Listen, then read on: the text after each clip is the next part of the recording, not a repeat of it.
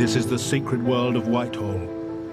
Decisions taken here behind closed doors affect all our daily lives. 3 great offices of state that deal with money, power and crime dominate Whitehall, and they seek jealously to guard their secrets. In this 3-part series, I'll be talking to ministers past and present, and to normally camera-shy Whitehall mandarins, and telling the story of the great offices from the inside. The oldest of the 3 is the Treasury, the Ministry of Tax and Tears, which can trace its roots back to the medieval exchequer. In Whitehall, knowledge is power, and the Treasury likes to think it's the ministry that knows most of all. Treasury was a brilliant department. It was the best department I ever served in. It's like an Oxbridge College, you know, sort of brilliant minds engaged in open debate and completely detached from the real world. The Foreign Office is the grandest of the 3 great offices of state. It's accused by its critics of being the ministry for foreigners, run by toffs. We had an awful lot of sporting metaphors when I joined the Foreign Office. We kept straight bats on sticky wickets against pretty fast bowling, and we went home at close of play. And in tonight's first part, the Home Office, the Ministry of Law and Order, that's long been known as a political graveyard. Departments can lose their reputation in a moment, and on that day, our reputation was in shreds.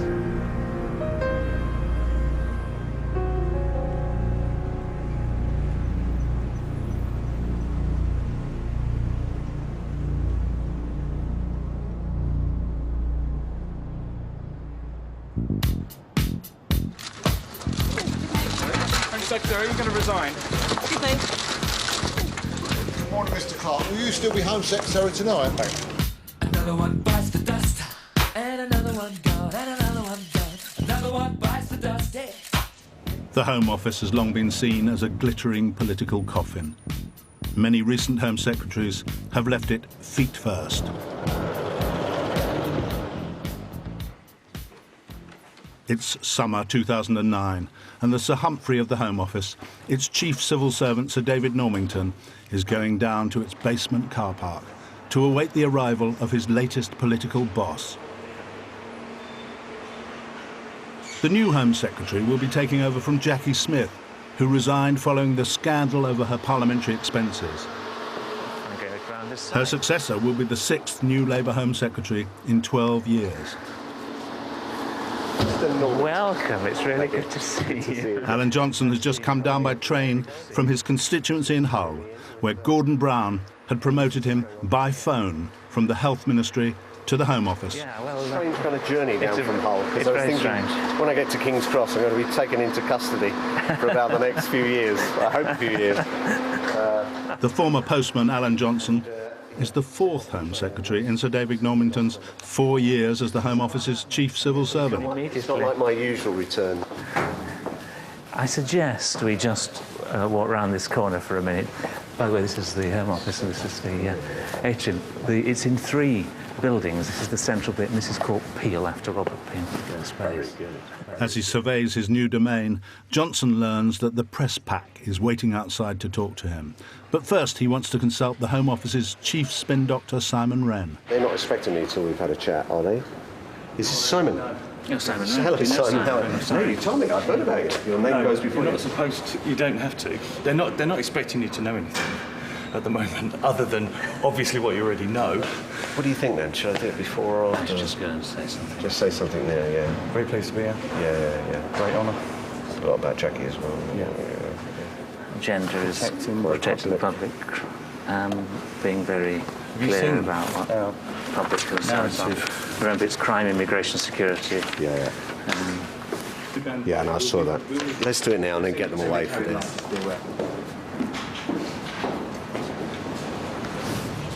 So being Home Secretary is a bit of a poison chalice. You must have really wondered whether you wanted to accept this job. It's not a poison chalice. It's a three-course meal with coffee and dessert. It's great. It's a real honour and a privilege. Some of the greatest politicians of our time, and I'm not including myself in that category, but you know, they've been Home Secretaries, and they've been here because it's It's precisely because there are challenges here. You know, out of a clear blue sky can come all kinds of things. You never know what's going to happen from day to day. I actually find that a challenge, and it's our job to deal with crime and disorder, and I'll be working very hard to ensure that we can really go into the next election, whenever that is, and give the British public a reason to vote Labour. Okay, then we can just get him out again. Thank you very much. Alan Johnson is now on the front line in what's traditionally been seen as the most politically hazardous job in government. And he's treading in the footsteps of illustrious predecessors. A century ago, at the famous siege of Sydney Street, London police confronted armed criminals from Eastern Europe. The young Home Secretary, Winston Churchill, arrived to take direct personal command of the operation, having summoned the newsreel cameras to film him in action.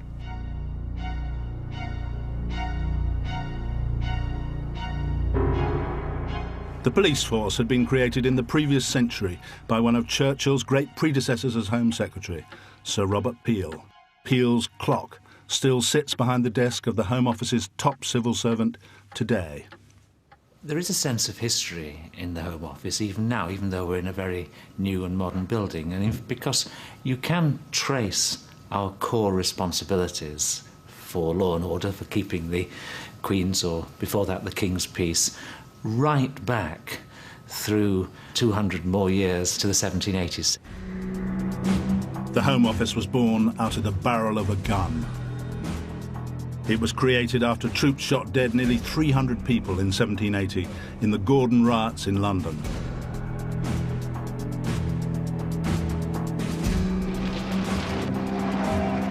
Two centuries on, keeping the Queen's peace and protecting the public remains the Home Office's top priority.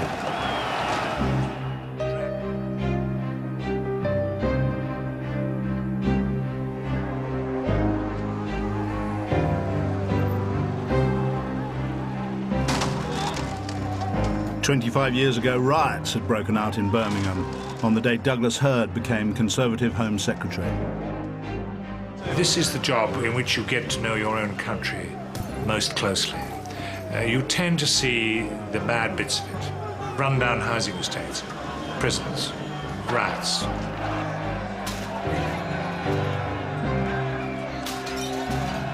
Horrors of all kinds.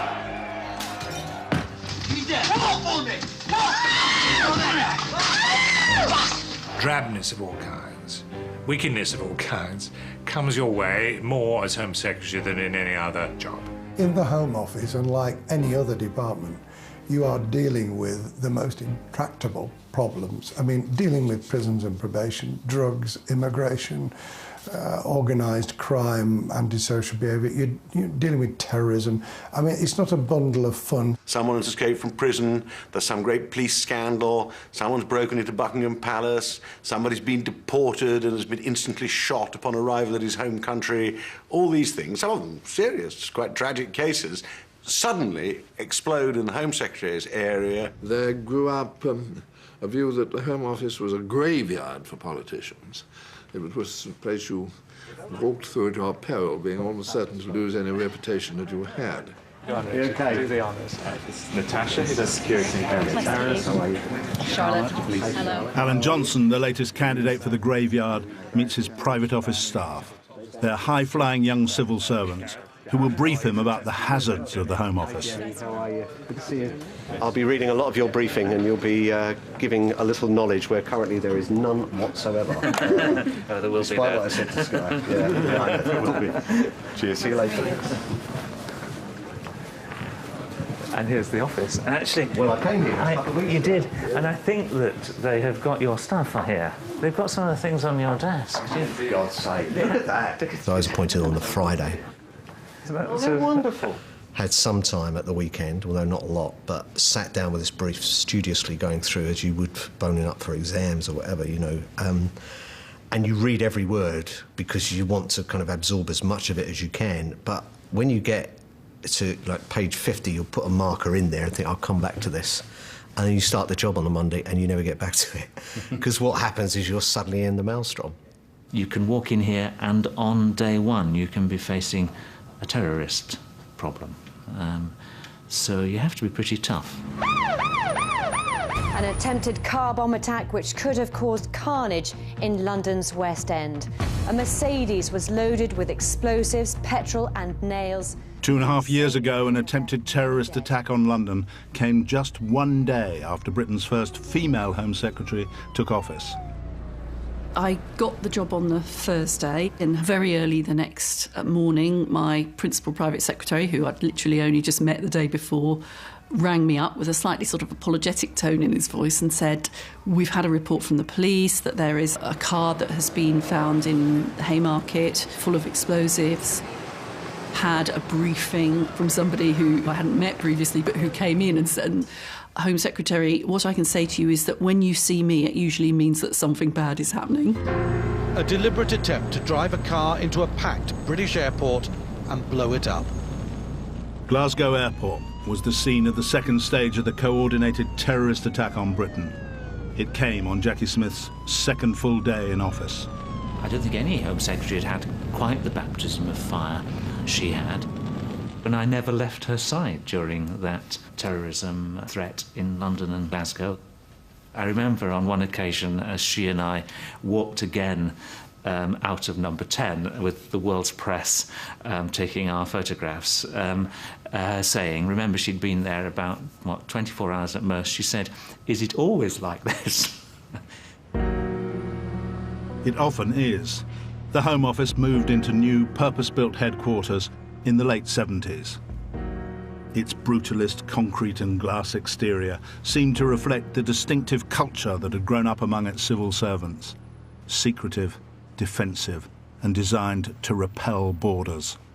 It used to be a real fortress of a department, which resented outsiders and erected fortifications to prevent outsiders knowing what the hell was going on inside the castle. There is a sort of ethos, there is a character about the department where you can still see traces of those fortifications. It was a very high-powered department. I liked the Home Office, but it was also very traditional. Very slow to move, didn't like having its policies changed by its ministers without a great deal of careful consideration and constraint. It was very hierarchical. There's always been a hierarchical system in the Home Office, and always will be, I suspect. Even when ministers had meetings with officials, there was always a sort of practice that officials walked into the minister's room in order of seniority. When I was Permanent Secretary, was able to push people in ahead of me. Sir Brian Cubban was the Home Office's top mandarin for nearly 10 years, in which time he served 4 different Home Secretaries. Over the past 2 centuries, there have been more than 80 Home Secretaries, but only 25 permanent secretaries.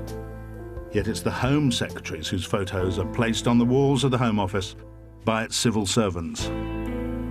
I have noted the way in which they put the photographs of their Secretary of State in a prominent place around ministers. Now, you know, I've joked with senior civil servants that effectively that is about saying, you know, it's not about celebrating their Secretary of State, it's about saying, look at all of these Home Secretaries that we've got through and we're still here. Relations between successive Home Secretaries and their permanent officials are key to understanding how the Home Office operates. While some ministers and mandarins have got on well, others have been at daggers drawn over who was really in charge of running the department. It's extraordinary to think back that, say, in the mid-60s, you could have a position in which the only person pretty well in the whole department who was allowed to put notes to the Home Secretary was one individual, the Permanent Secretary. In the mid-60s, Sir Charles Cunningham had been Permanent Secretary for nearly a decade when a youthful Roy Jenkins became Home Secretary. The department had the reputation of being a closed society where policies would continue unchanged, whoever was Home Secretary. It was a sombre department, almost in a sense a dark department. In the Home Secretary's room, there was a little alcove in which there was a board, which everybody awaiting execution was moved up day by day. And, of course, the prerogative of mercy rested personally upon the Home Secretary, advised by his officials, and that did have a considerable effect. Jenkins replaced the board with a drinks fridge and speeded the abolition of hanging. But his plans to modernise the Home Office came up against his permanent secretary. Sir Charles Cunningham's practice was to run the department himself and use the Home Secretary as his rubber stamp. I was perfectly clear that I had to bust this system. This involved what, on the whole, was the most wearing hours interview I've ever had in my life when I told Cunningham that the system had to go. And what was his reaction? It was not favourable. At one stage in the interview, his eyes filled with tears. And I thought, oh dear, it was the one moment when I almost weakened. Thought I should not reduce this distinguished public servant to a state of such misery towards the end of his career. It was only later I realised that tears were tears of rage and not of sorrow. I suppose the view is that there is a specific culture and ethos within the Home Office, that whoever's Home Secretary, the department will want to continue with the policy which they think over the years yes. I mean, there's inevitable inertia in all institutions. One of my tasks as Home Secretary was to one of my tasks as permanent secretary was to explode occasionally and say, doesn't the office realise that there's been a change of government? Doesn't the office realise there's been a change of Home Secretary?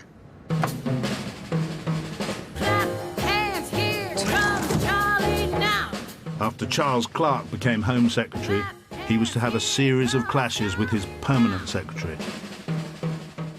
Well, the first thing the then permanent secretary, Sir John Geeves, said to me, I thought was disgraceful. He said to me, you've just got to accept this is a job where things come along, and you just have to deal with whatever disasters happen. Well, knowing Charles, I expect he told me what the nature of the job was first. And, of course, he'd been a Minister of State at the Home Office. I said, well, we can't go like that. Whether you're talking about prison breakouts or terrorist attacks or great police issues, whatever it is, these are all predictable. They all have certain, not the exact event itself, but you know something will happen. And so our task is how to prevent those things happening.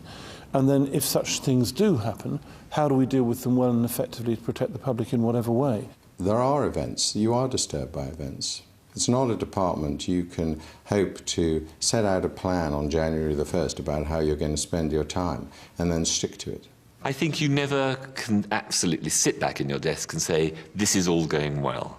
You always have to say to yourself, so far. You always have to touch wood. I learnt in the Home Office to touch wood in a way I never have in any other department. Along with the unpredictability, one of the Home Office's most difficult tasks is to strike the balance between freedom and order. And that's made all the harder by the constant pressures of public opinion and the media. No, I've got nothing to say, I'm afraid, at the moment. The Home Office always seemed to be in trouble. Now, I remember my immediate predecessor wrote on one occasion, on a minute, poor old Home Office. We are sometimes right, but we always get the blame. There was, when I joined, a degree of defensiveness, a sense of being got at, possibly not being understood, that persisted in a number of parts of the office.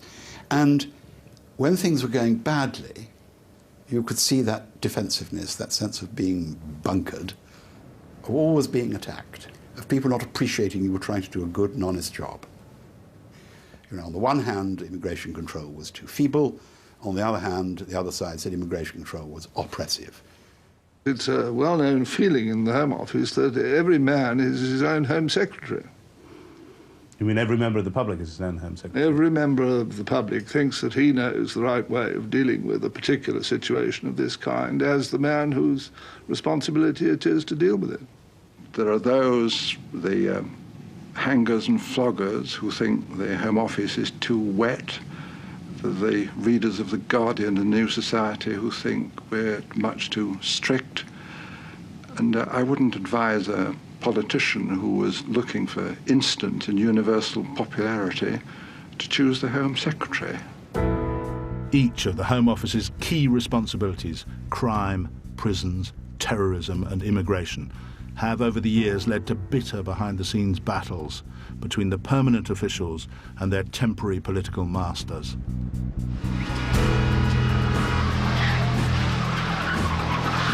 Problem number one is crime and yobbery with violence.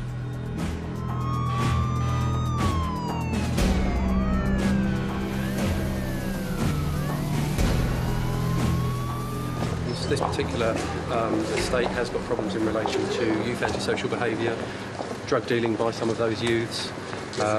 Dogs are a problem, or can be a problem. On his second full day as Home Secretary, Alan Johnson is visiting a local council estate in West London. It's been a perfect first visit. This is actually an estate I was assaulted on when I was 15 years of age. I didn't know till I came here. It's great to be reading lots of briefs and getting lots of stuff from my splendid civil servants, but nothing beats coming out and seeing and hearing it from the front line. My priority is to make people feel safe and secure in their homes and on the streets. That's the mantra that all new Home Secretaries tend to declaim on coming to office, whatever their political party. BBC, Mr. Howard, congratulations. Thank you very much indeed. Yes, great responsibilities which we must fulfil.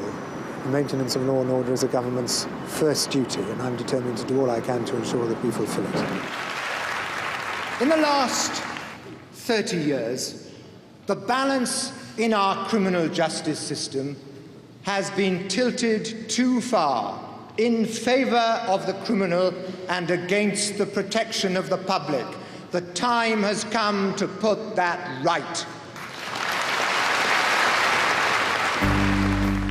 Michael Howard had come to the Home Office with a hardline agenda to cut crime.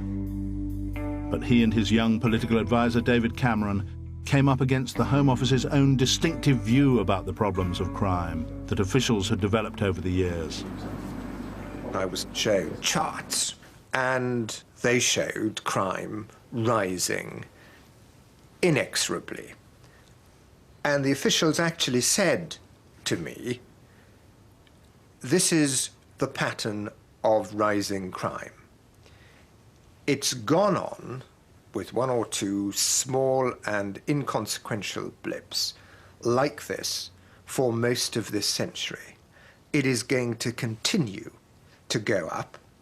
And the first thing, Home Secretary, that you have to understand is that there is nothing you can do about it.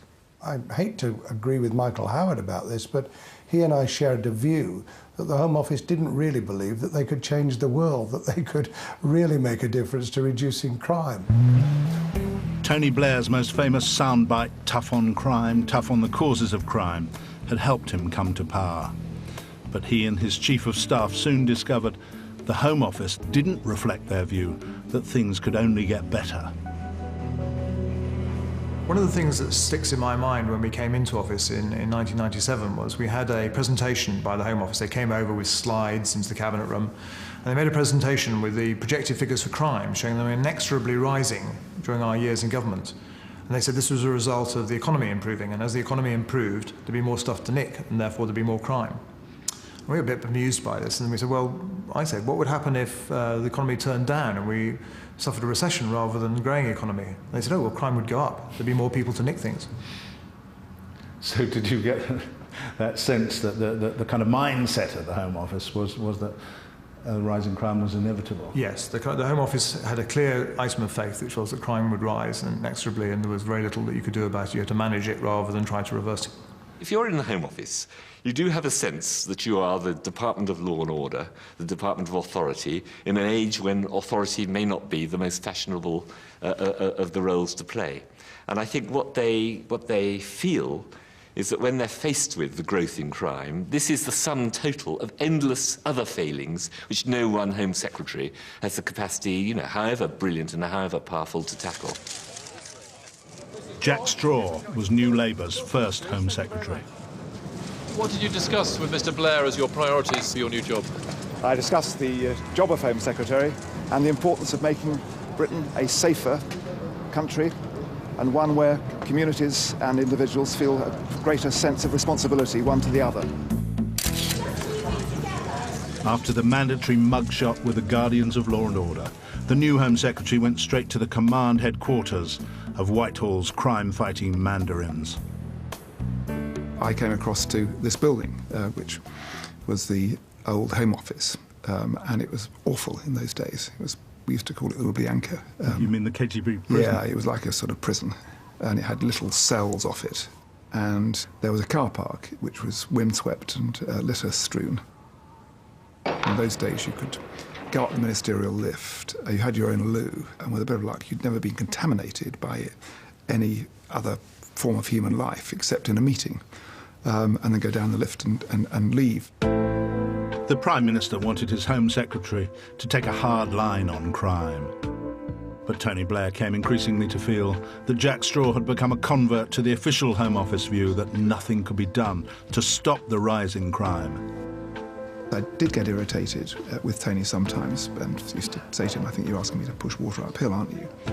To counter the Home Office approach, Tony Blair enlisted John Burt, the former BBC Director General, as his blue skies thinker on how to reduce crime. What did you think when Tony Blair appointed John Burt to engage in blue skies thinking about the causes of crime? Not a lot, in truth, and I groaned. I dutifully cooperated with these blue skies and the thinking. And John Burt began life as an engineer, and he's famous for sort of wiring diagrams, technical drawing. I'm sure he was very good at school. So we had loads of wiring diagrams and end-to-end solutions and stuff. What about the John Burt report on crime when it reached you? I'm afraid this is a serious admission, but I remember remarkably little about it, except thinking that we'd study it with great care. Tony Blair felt that Jack Straw, in his 4 years at the Home Office, had become a prisoner of its defeatist approach to crime. He decided to replace Straw with a tough-minded, populist figure. He chose David Blunkett. One of the things I was going to do was to hold a truncheon, but I was advised that this was not a good idea.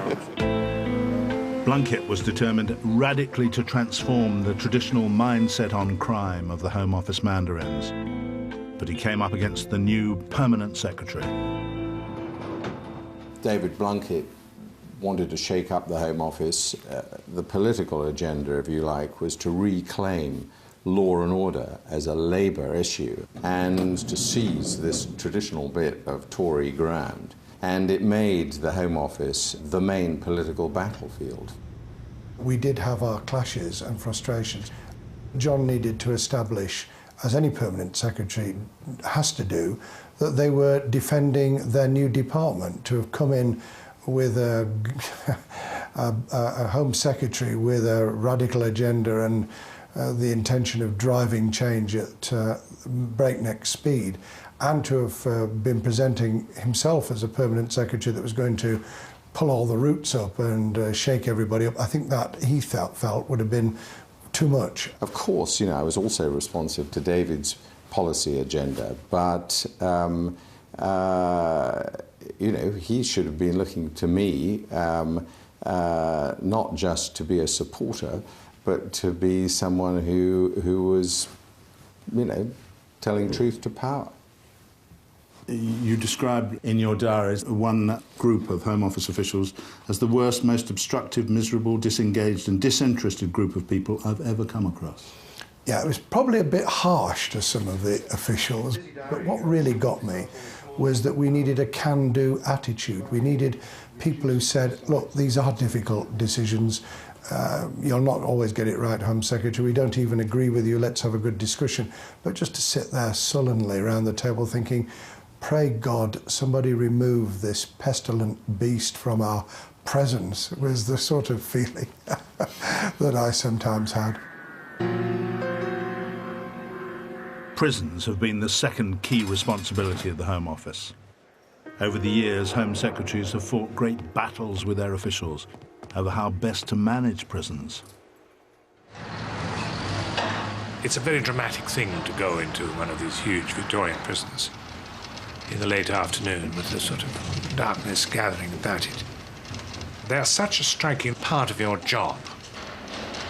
And therefore, I think almost all Home Secretaries, you know, it's not something you can simply pass by on the other side saying, I'm going to think about this every other Friday. I mean, it is, in a way, the most dramatic part of the job. Michael Howard was convinced the more criminals who were banged up, the faster crime would come down, and prove the Home Office orthodoxy wrong. Prison works. We shall build 6 new prisons. And I can tell you one thing. Butlins won't be bidding for the contract. But the new high-security prison at Whitemoor, near Cambridge, did turn out to be something of a holiday camp, apparently run by the prisoners. Although security cameras showed prisoners cutting their way out and escaping over prison walls, the warders didn't notice. They were engrossed in a game of Scrabble. I was appalled. I was just as appalled as everyone. Yeah, the picture of the regime that was portrayed at Whitemoor seemed to suggest they had lobster takeaways, that the prison officers were more or less the creatures of the prisoners, and people were very surprised that anyone would want to break out of a prison like this. Well, it was appalling. It was appalling, and I was absolutely horrified. But a few months later came another great escape, this time from the maximum security Parkhurst jail. 3 extremely dangerous life prisoners let themselves out of 5 sets of doors with a master key. They then scaled the walls using rope ladders they'd made in the prison workshop. I was then pretty angry because after the Whitemoor escape, I had been given assurance after assurance that measures were in place, that nothing like that could ever happen again, that everybody was now fully seized of the importance of security, that all the procedures were being followed, that everything was in place. And so when that happened, I was pretty angry. Michael Howard sought to pin responsibility for the escapes on his officials. Mr. Howard, there's a call for your resignation. Prisons had done for a number of Home Secretaries. It did for Michael Howard's reputation. And so I put a lot of effort into the management of the prison service. And I did say to everybody, look, including the prison officers, I said, I don't mind what happens, but could you please not allow a Category A prisoner to escape? This will be bad for my career and bad for yours. In Charlotte, so far, 12 and a half years on, there has not been a Category A escape, although no doubt one will happen tomorrow. Now I've said this. Go back up the street. It is not safe. Move. Do you know what's happened? Yes, I do. Now move back up the street, out of the way. Terrorism has been the deadliest of the Home Office's key responsibilities. The threat has grown steadily since the Birmingham pub bombings by the IRA in 1974. That was a horrible incident.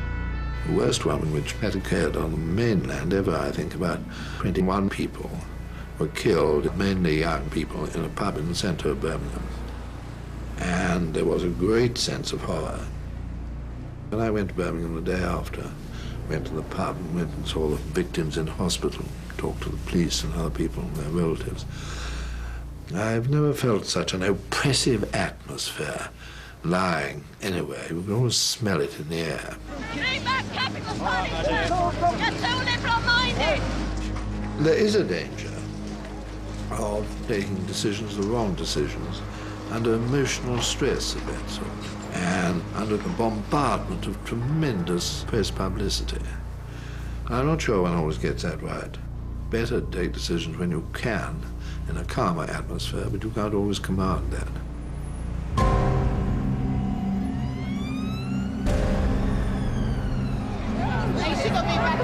I'm sorry, we've got a major incident here. Sorry, can we move off? 7/7 was the work of homegrown suicide bombers.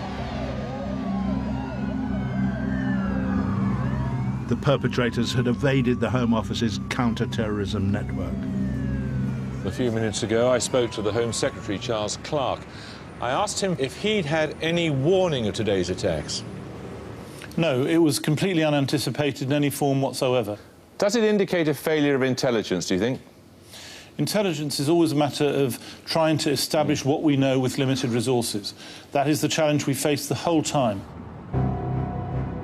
The Home Office's key resource in countering terrorism has its headquarters upriver from Westminster at Thames House.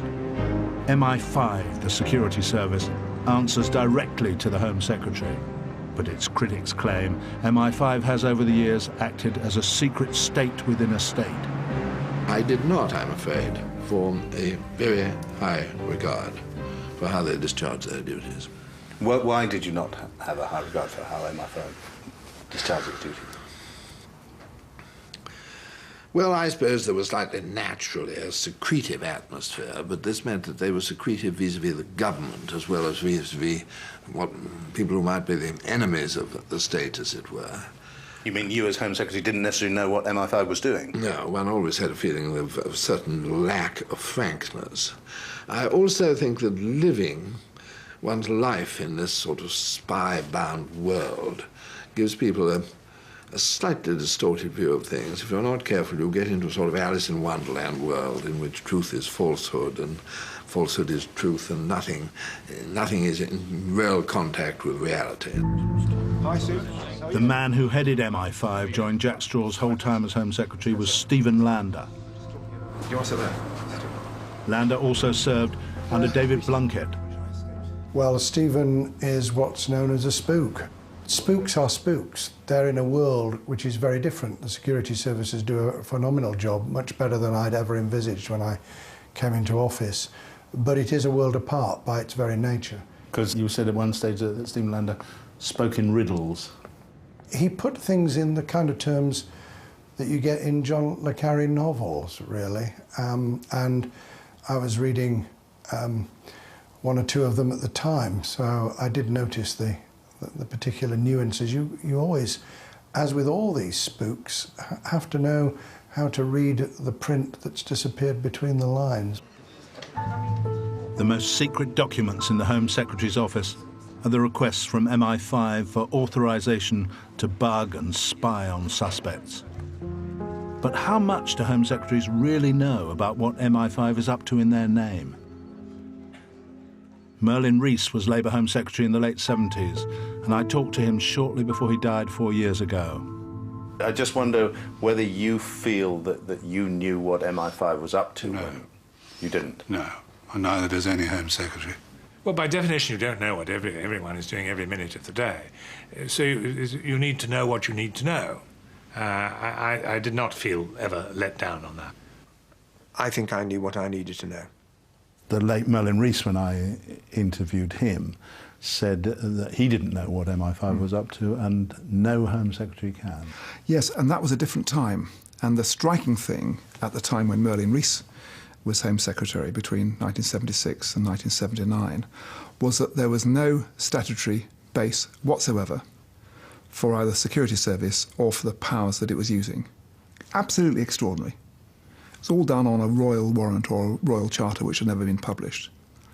So it's unsurprising that, as I know for certain, the security service were tapping people's telephones in circumstances where you'd never get an authorization today. You may say I'm deluded or deluding myself, but I certainly never felt and don't now feel that there was a process going on to pull the wool over my eyes in any respect. But as I say, you may say naive fool, but the conspiracy theorists are all out there in various ways, but I certainly felt MI5 and its leadership was absolutely ready to help and respond in any way.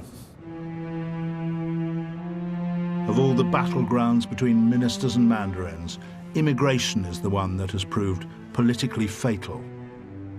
The growth of immigration, both legal and illegal, has starkly revealed the inadequacies of the Home Office bureaucracy.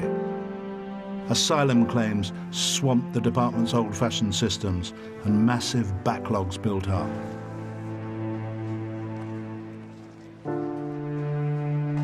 When Jack Straw came to office, his officials assured him that the system was being radically modernised.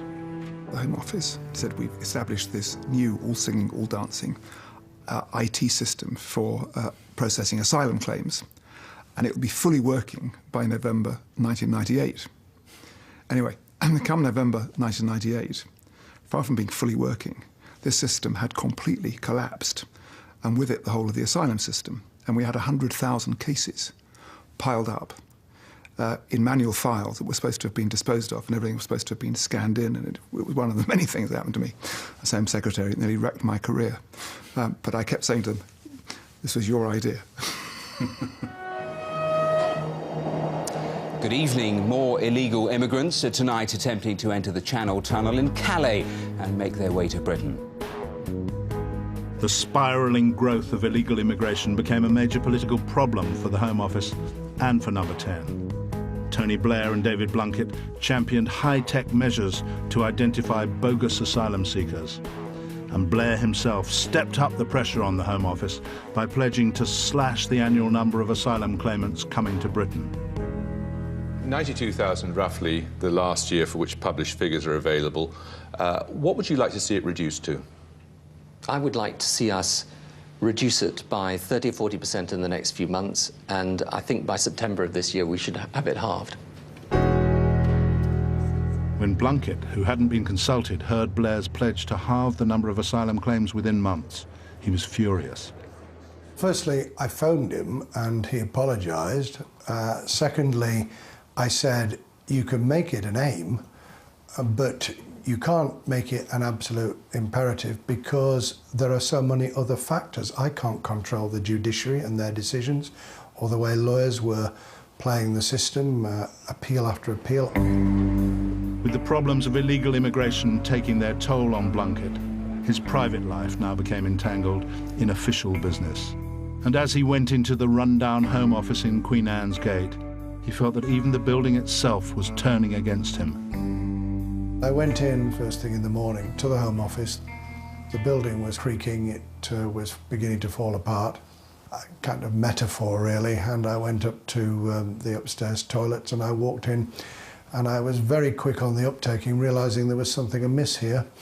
And I was very glad I did, because I called in one of the private secretaries who declared with an entirely straight face that the sewage system had obviously gone into reverse, and the what's-it was now in the wash basin and the bath area rather than down the toilet. And I thought, well, that just about sums it all up. Within the past few minutes, the Home Secretary, David Blunkett, has resigned.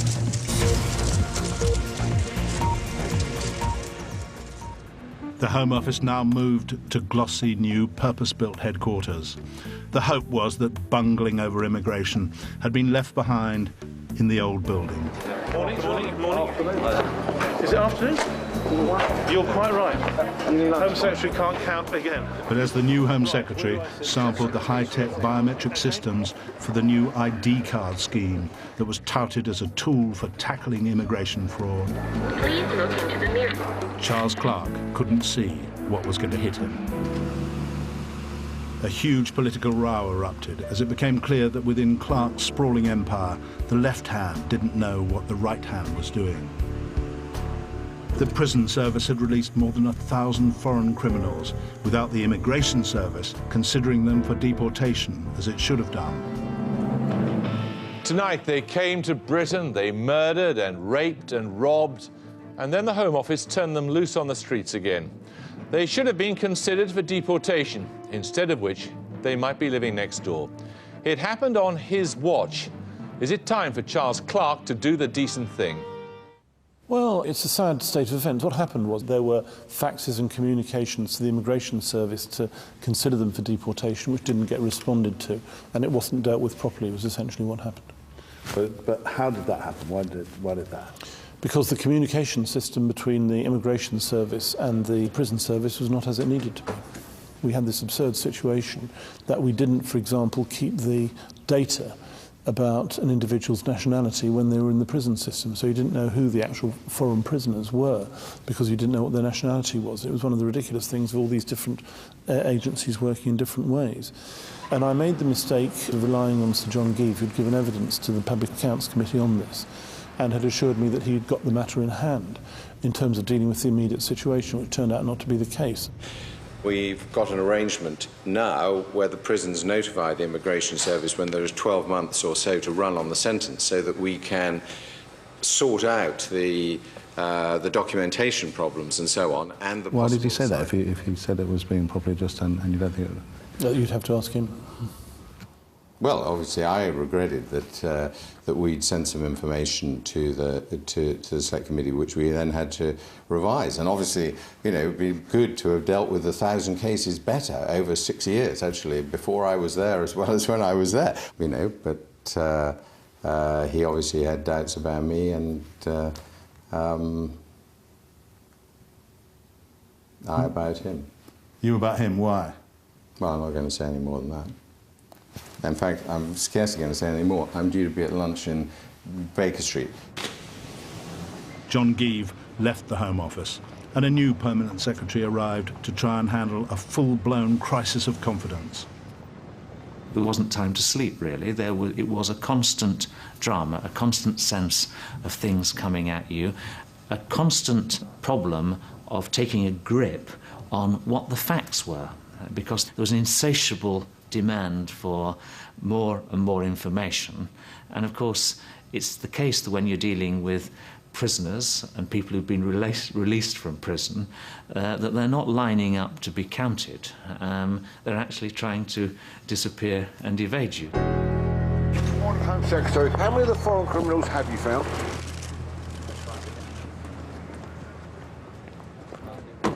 This Home Secretary has presided over systemic failure. He's failed to deal with it, and he has misled people about the scale of the problem.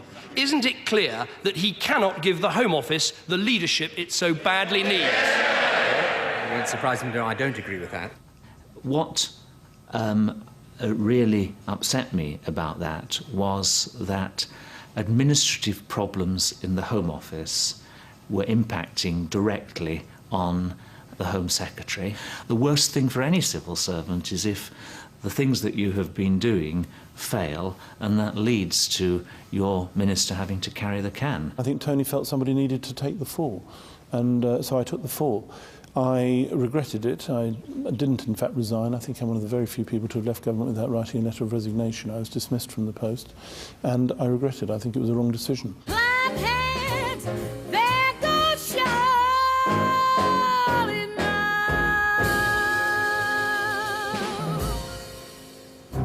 Clark's successor, Dr. John Reed, was determined to perform major invasive surgery on the Home Office. John Reed came in like a whirlwind, and of course he was put here to steady the ship and to take a grip, and he certainly did do that. When I went in, I talked to all of the directors and the permanent secretary, and I'm putting this crudely, but I more or less said, bring me out all of your problems, all of your skeletons, all of the terrible bodies you've been hiding, because it's obvious there are problems in the department. What Reed learnt shocked him. He discovered that although the public had been told there were only 20,000 outstanding asylum cases, Immigration, we've got huge backlogs. The true number of cases still being dealt with was far higher. Well, ask the simple question. How many have been started and are not finished? Is it 50,000 still? No more. Is it 100,000? No, slightly more. And eventually, after question, I found out it was 457,000 was sitting here. So what appeared to be a massive reduction is actually just opening a file and adding it here. Now, so nearly 500,000 unfinished asylum cases. Yeah, and I put that in the public domain. And if I might introduce myself, John Reed, I've been in post 2 weeks, going on 2 years, it seems. With his permanent secretary, David Normington, sitting beside him, Dr. Reed gave his diagnosis of the Home Office's ills to a common select committee. In the wake of the problems of mass migration that we have been facing, our system is not fit for purpose. It is inadequate in terms of its scope. It is inadequate in terms of its information technology, leadership, management, systems and processes. The analysis he gave to the Select Committee that day, I completely agreed with.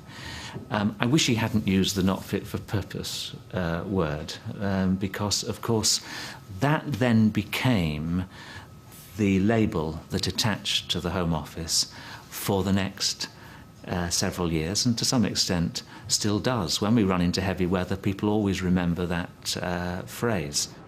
And what did it do to morale in this place? Because the reports that I had was that people felt very hurt as a result of him saying that. Yes, well, morale was low because of what we had been through over several weeks. The previous Home Secretary had lost his job. That was the result of something that we had done wrong. That was not great for morale. We're here to serve our Home Secretaries, not to cause problems for them. And then, of course, later, yes, when John Reid used the not fit for purpose phrase, that affected morale as well. Departments can lose their reputation in a moment, and on that day, our reputation was absolutely in shreds. With the support of Tony Blair, Reid decided on the biggest shake-up in the Home Office's history. It would no longer be responsible for both crime and punishment. There would now be two ministries on continental lines. Criminal justice, prisons and probation would be handed over to the newly created Ministry of Justice. And the Home Office would now be effectively the Ministry of the Interior, concentrating its efforts and resources on crime, immigration and counter-terrorism. That change in 2007 was very much driven by John Reid. He and I argued a bit about it in a friendly fashion, but he was very clear that one of the problems we had here was we were not able in the Home Office to give enough attention to tackling counter-terrorism because of all the other things that we were trying to do. And he had a very clear view that we should shed some things. I would have preferred the Home Office to stay as it was. I made my representations at the time. I argued for what I thought ought to happen, and then the decision was taken. And as a civil servant, I have to accept that. Others have to account for the decision that was taken. I believe very, very strongly that there should be at least one minister at cabinet level, one Secretary of State, who got up every morning and thought, my main task today is the safety and security of the people of this country. And the Home Secretary can now do that. You were the first Home Secretary with the changes in terms of the Ministry of Justice having been created. Would you have liked to have been Home Secretary with the whole vast rambling Home Office that there was? No. As John Reid frequently used to say to me when there was some crisis happening at the Home Office, think yourself lucky, Jackie, you might have to go back to the Home Office and try and find places for prisoners this evening. Jackie Smith was determined to show that the Home Office was transformed. It's some of the most sensitive information held by the Home Office. Police intelligence on repeat offenders and the personal details of all prisoners in England and Wales have gone missing. The Home Secretary, Jackie Smith, has launched an inquiry after... Not good news for the attempted shiny new image of the Home Office. I was furious. You know, I said, first of all, it's undermining my objective to say about you as a department that you are fit for purpose, one. And secondly, it's undermining our ability to be able to deliver the policy objectives that we've got. And incidentally, that was a view shared by the Permanent Secretary as well, who was equally furious. But, you know, I was the public face of the Home Office. I was the one who had to answer about that. Jackie Smith resigned following her parliamentary expenses scandal. It's a Home Office tradition that they hang their Home Secretary once they leave office.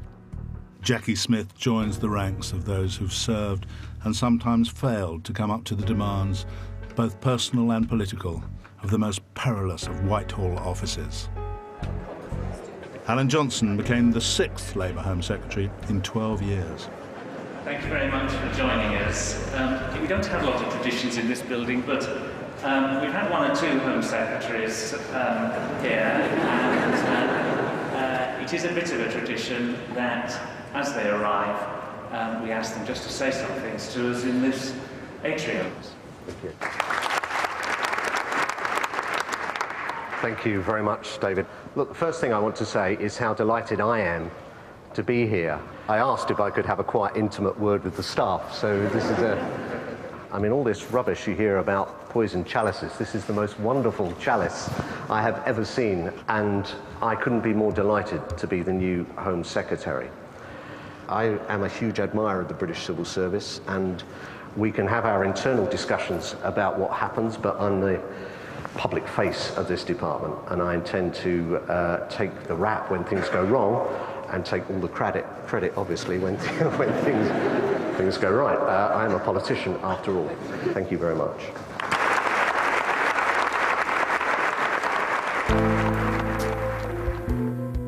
The Home Office has had 3 different locations in the past half-century, and along the way it has shed many of its traditional functions. Few of its staff were sad to say goodbye to the brutalist building in Queen Anne's Gate and move to shiny new headquarters. But the splitting of the Home Office and its transformation into a Ministry of Internal Security has led many to wonder whether it can still properly be called a great office of state. The great thing about the Home Office was it was this enormous collection of very disparate, often, functions, together with a whole series of core criminal justice things. That's not the nature of the Home Office now. It is a less wide-ranging, more narrowly focused place. And therefore, I think, to people of my generation, put it quite simply, it is not the Home Office. There can still be these incidents that can occur from day to day. You know, there's still a whole series of events that will affect us from day to day. I'm pleased that you're not one department trying to straddle too many areas. But I think actually the nature of this job, the kind of edginess of the Home Office, is what makes it a really satisfying political challenge. Well, I think it's leaner and it's more manageable, but I don't think it necessarily has the same clout that it had. One of the tasks of the Home Secretary, certainly when I was there, was to ensure that number 10 or number 11 Downing Street, Prime Minister or Treasury, didn't simply push you about, because it's very important in terms of the balance of power in government that the Home Secretary and Foreign Secretary are able to counterbalance the power of the Prime Minister and the Chancellor. I think the Home Office, because of its traditions, its history, the fact that it is responsible for the basics of the state, law and order, the border, countering terrorism, protecting the public, will always be a very important department. Whether it's a great department of state, I'll leave others to judge. I mean, do you think it is still one of the great departments of state? Yeah, well, I would say that now I'm in it, yeah. Well, it better stay one of the great departments of state, because I've just reached it. In the second part of this series, the Foreign Office, I'll be telling the inside story of its battles with number 10 and between Foreign Office mandarins and ministers. The Foreign Office regards the arrival of each new minister like an oyster regards the arrival of a grain of sand, the intrusion of an irritant with a very low statistical probability of ever producing a pearl. Mrs. Thatcher, she didn't like the Foreign Office at all. Famously, she said, we have a Department of Agriculture to look after farmers, we have a Department of Defence to look after the soldiers, and we've got the Foreign Office to look after the foreigners. That's Palace of Dreams, Part 2 of the Great Offices of State, next time.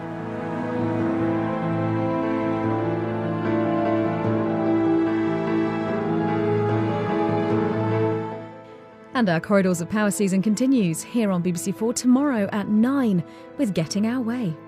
There's a brand new series next this evening here on BBC4 as we take a spectacular journey on the Indian Hill Railway.